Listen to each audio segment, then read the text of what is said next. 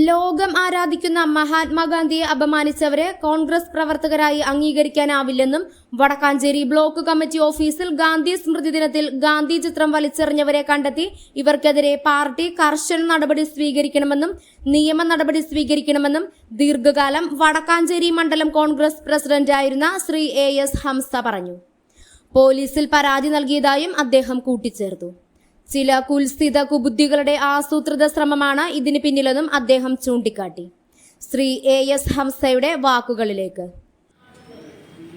Vadakkanchery block Congress committee സംഘടിപ്പിച്ച മഹാത്മാഗാന്ധി അനുസ്മരണ ചടങ്ങിൽ ഞങ്ങൾ പങ്കെടുക്കാൻ വേണ്ടി പോയിരുന്നു.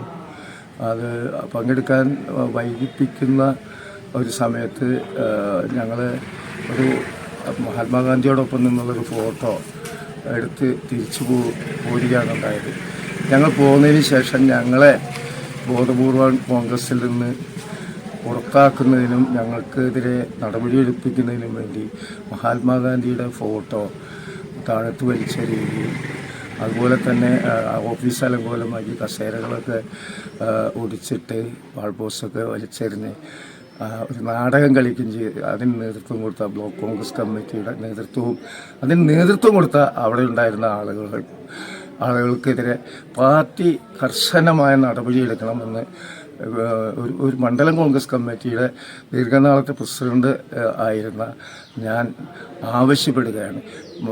കോൺഗ്രസും ഇന്ത്യയിലെയും ലോകത്തെയും ജനങ്ങളും ഒരുപോലെ ആരാധിക്കുന്ന മഹാത്മാഗാന്ധിയുടെ ഫോട്ടോയോട് അനാദരവ് കാണിച്ച അല്ലെങ്കിൽ അതൊക്കെ അലങ്കോലമാക്കാൻ ശ്രമിച്ച ആളുകൾ ഒരു കാരണവശാലും കോൺഗ്രസ്സുകാരല്ല.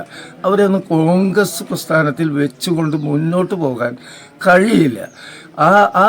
അതിന് നേതൃത്വം കൊടുത്ത ആളുകളെ കണ്ടെത്തി കോൺഗ്രസ് പാർട്ടി അത് നിഷ്പക്ഷമായ അന്വേഷണം നടത്തി അതിലെ ആ കുറ്റക്കാർക്കെതിരെ നടപടിയെടുക്കണം. നിയമപരമായ നടപടികൾക്ക് ഞങ്ങളും നീങ്ങുകയാണ്. ഞാൻ പരാതി ഇന്നലെ കൊടുത്തിട്ടുണ്ട്. കോൺഗ്രസ് പാർട്ടി ഓഫീസിലുണ്ടായ സാഹചര്യങ്ങളെക്കുറിച്ച് അന്വേഷിക്കണമെന്ന് ആവശ്യപ്പെട്ട് പോലീസിലും പരാതി കൊടുത്തിട്ടുണ്ട്.